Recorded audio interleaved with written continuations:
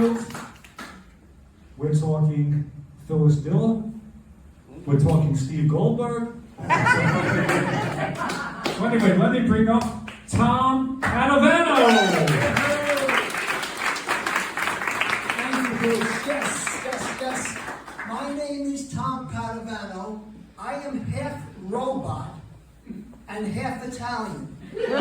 So I'm AI and AO. And I'm a really nice guy. Like on her birthday, I took my girlfriend out to dinner at Wendy's. But she got upset at this. She screamed, "Oh, you'll pay for this." I go, "No, I won't. I have coupons." She's one to talk. She trained her pit bull to attack on a 3-word command. "Hi, it's Tom." And I have a nice dog. Like, I was playing fetch with my dog, but I got so tired because my dog was throwing the stick. Made it different, you know? But as far as the girl is concerned, I said to her, "Have you ever cheated on me?" She said, "You're the 5th guy to ask me that today." So now I'm looking to meet somebody new. I went out to a club, said to this woman, "Hey babe, what's your sign?" "Keep off!" I was talking to this woman. She said she wants to date 10 men at the same time. I said, "Listen, I'm not into that. I'm monotonous." This other woman, she said to me, she's looking for a man comfortable in his own skin. I said, "Forget about me, I have psoriasis." Terrible, but I'm very lonely. My favorite card game, Texas Hold Myself. You know, I go to Kentucky Fried Chicken just to hear them say, "Breast or thighs?" It's lonely. I'm going to admit something to you. Sometimes I put Vicks Vapor Rub all over my body, just trying to meet women with asthma. It's desperate, right? Though now I am on the Elvis Presley dating app. Love Me Tinder. Yeah, you never know, that might work out. Now my best friend, he's single and Jewish. He's on J-Date. I'm single and Italian. I'm on A-Date. Hey! Oh, I went to this wedding. It was half Italian and half Jewish. Everything at this wedding was done 50-50. Even the songs. Hava, your mother. Hava, your mother. They did everything 50-50. Like they made the men wear yarmulkes. On the yarmulkes was an ad for Vito's Pizza. Yeah. And you know in a Jewish ceremony how they have the groom step on a glass, right?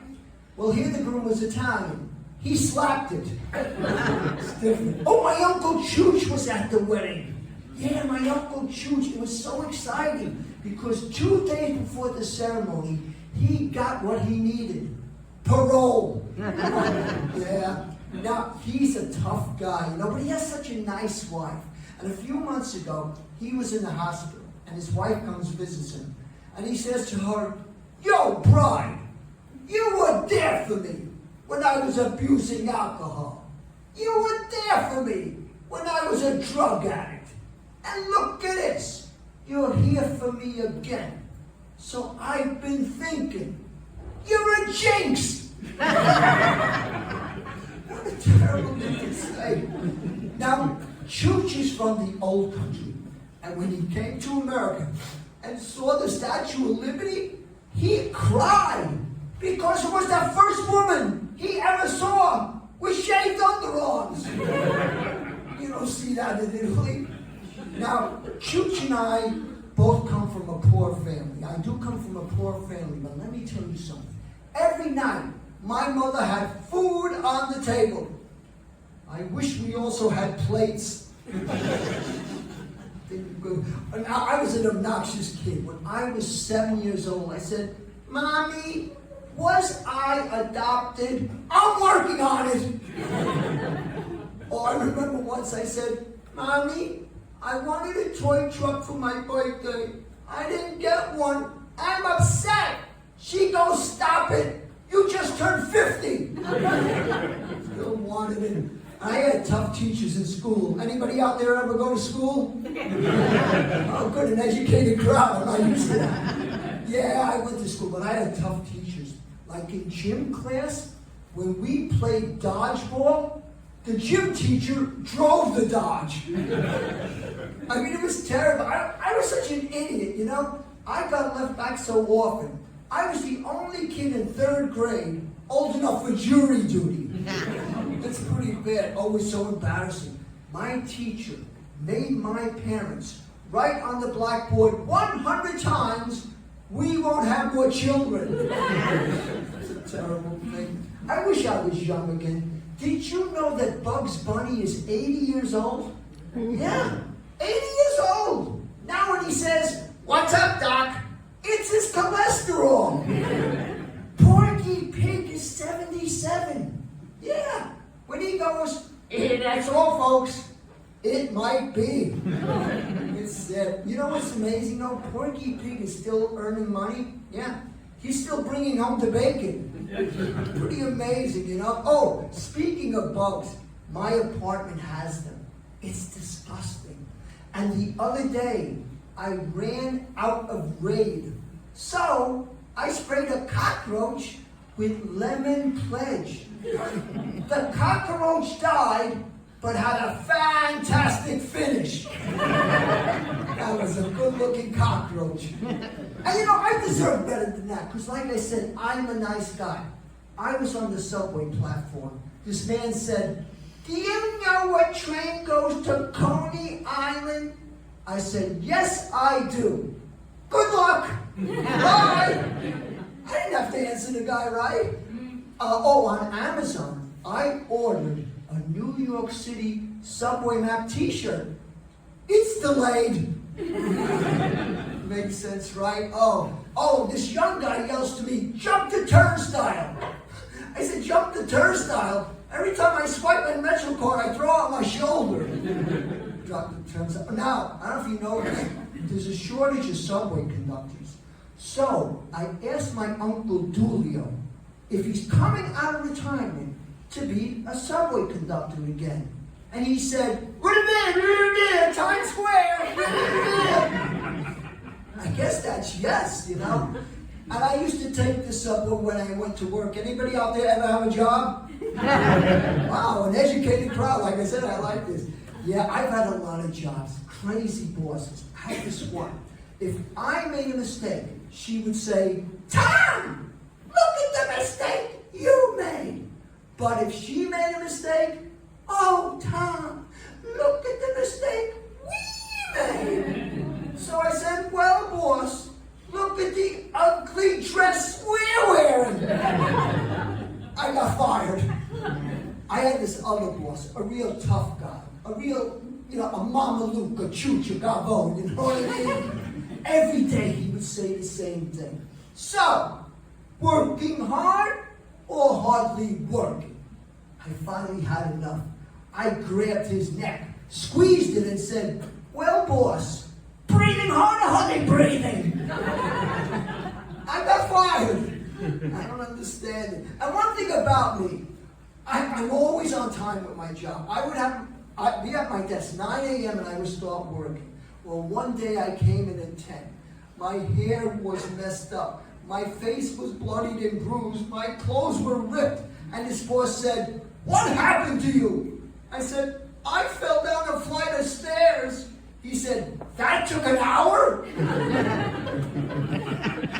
No pleasing people, And one thing good about having a job is that usually you get vacation time. Oh, I recently went on vacation, but I had this disgusting room.